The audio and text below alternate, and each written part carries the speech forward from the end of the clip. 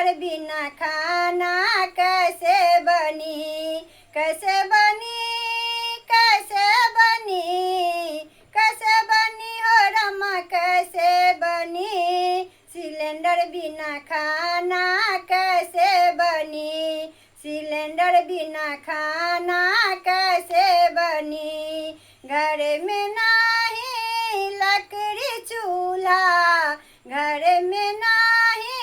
लकड़ी चूल्हा, कैसे करी हो रमा कैसे करी, सिलेंडर बिना खाना कैसे बनी, सिलेंडर बिना खाना कैसे बनी, कैसे बनी,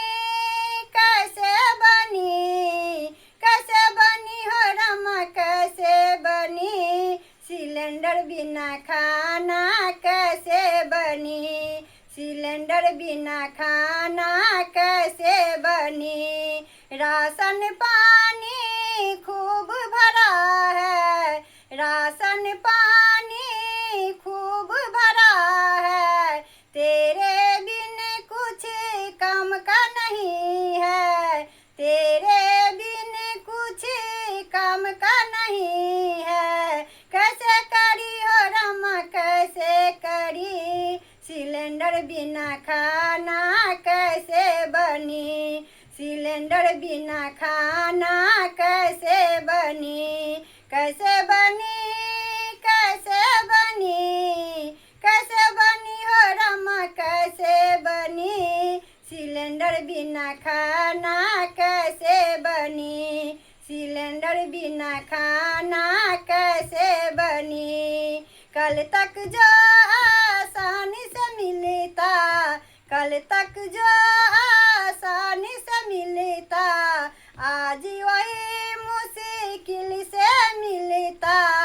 आज वही मुश्किल से मिलता, कैसे करी हो रमा कैसे करी, सिलेंडर बिना खाना कैसे बनी, सिलेंडर बिना खाना कैसे बनी, कैसे बनी, कैसे बनी, कैसे बनी हो रमा कैसे बनी, सिलेंडर बिना खाना कैसे बनी, सिलेंडर बिना खाना कैसे बनी। हाय ये परीक्षा कैसी आई, हाय ये परीक्षा कैसी आई, हर घर में अब मुश्किल छाई, हर घर में अब